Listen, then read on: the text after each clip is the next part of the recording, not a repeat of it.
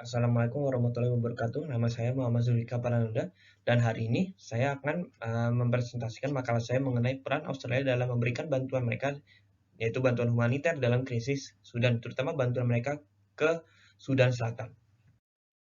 Jadi dalam presentasi ini saya memiliki 5 poin pembahasan. Yang pertama adalah pendahuluan, yang kedua adalah rumusan masalah, yang ketiga adalah kerangka berpikir, yang keempat adalah hasil temuan dari diskusi, dan yang terakhir adalah kesimpulan.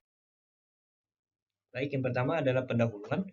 Eh, Jadi sebelum kita perlu mengetahui bahwa perang sipil Sudan yang berlangsung selama 1956 hingga 2011 tentu saja terdapat beberapa faktor akan terjadinya konflik tersebut. Eh, dan konflik tersebut dapat dikatakan faktor tersebut muncul saat mereka dijajah oleh Inggris atau Britania Raya. Jadi sebelum mereka merdeka, saat mereka masih dijajah oleh Inggris, Sudan sebenarnya sudah dipisah menjadi dua wilayah, yaitu utara dan selatan oleh Inggris. Dengan Sudan Utara didominasi oleh etnis Arab dengan agama Islam, dan Sudan Selatan didominasi oleh orang yang berkulit hitam dengan agama animis dan Kristen. Tentu saja hal ini menjadi salah satu faktor besar akan hal tersebut dikarenakan perbedaan etnis dan agama. Dan tidak hanya itu saja, saat masa jajahan Inggris, Inggris pun memberlakukan sebuah hukum di mana adanya larangan untuk berimigrasi atau berpindah antara orang-orang Sudan. Jadi jika orang Sudan Selatan ingin pindah ke utara, hal itu sangatlah dilarang. Sehingga dan sebaliknya, sehingga hal ini menjadi sebuah masalah dikarenakan dengan tidak adanya sebuah imigrasi atau perpindahan, kedua wilayah ini saling terisolasi antara satu dengan yang lain, sehingga akan terbentuk sebuah identitas di masing-masing wilayah. Sehingga hal ini menjadi masalah yang sangat besar dikarenakan perbedaan identitas, dengan tidak ada identitas Sudan dikarenakan hal tersebut.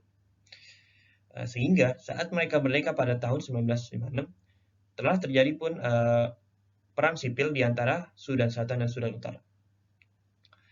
Juga perlu diketahui bahwa perang atau konflik ini dapat dikatakan sebagai salah satu perang yang paling berdarah di abad ke-21, sehingga tentu saja PBB akan meluncur untuk mencoba untuk menyelesaikan masalah ini.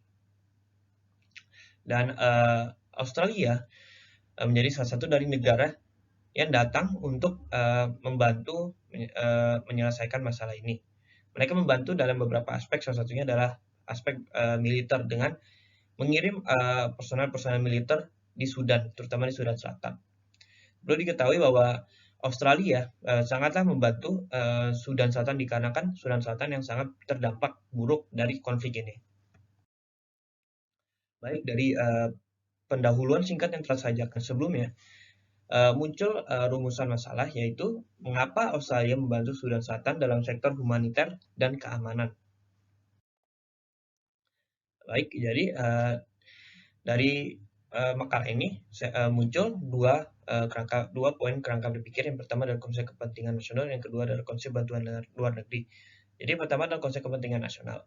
Tentu saja setiap aksi yang diluncurkan oleh sebuah negara dilakukan demi mewujudkan sebuah misi atau sebuah kepentingan yang dapat memajukan kepentingan nasional mereka. Dan tentu saja aksi Australia di Sudan Selatan tentu saja memenuhi salah satu kepentingan nasional mereka atau kuota kepentingan nasional mereka. Dan hal ini akan saya jelaskan nanti. Yang kedua adalah konsep bantuan luar negeri.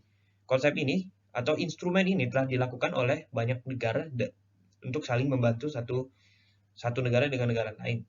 Dan hal ini dilakukan oleh Australia kepada Sudan Selatan.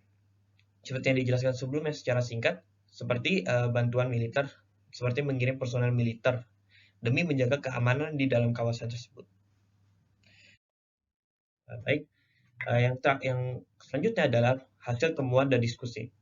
Jadi dari yang telah dibicarakan sebelumnya, muncul 2 poin yang menjadi hasil diskusi, yaitu adalah masalah yang timbul pasca terpisahnya Sudan dan bantuan yang diberikan oleh Australia demi menanggulangi masalah tersebut.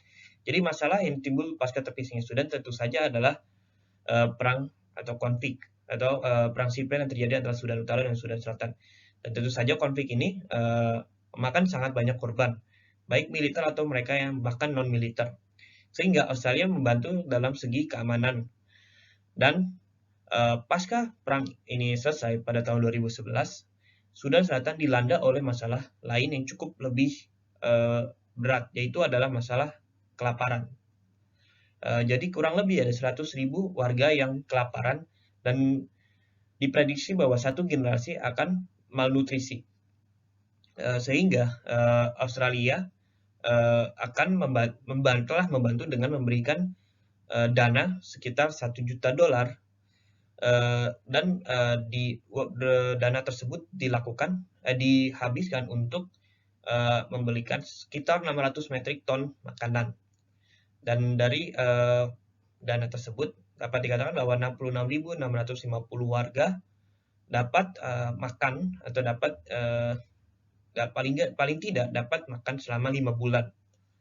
Sehingga walau hanya beberapa persen dari total warga yang terlanda kelaparan, tetapi hal ini is work in progress atau pekerjaan yang dalam proses. Untuk poin terakhir, saya akan menjelaskan mengenai kesimpulan. Jadi, keuntungan apa yang didapatkan oleh Australia? Apakah kepentingan nasional mereka terpenuhi? Jadi, seperti yang dijelaskan sebelumnya, Australia telah berjasa dalam membantu Sudan Selatan dalam segi keamanan dan juga segi humaniter.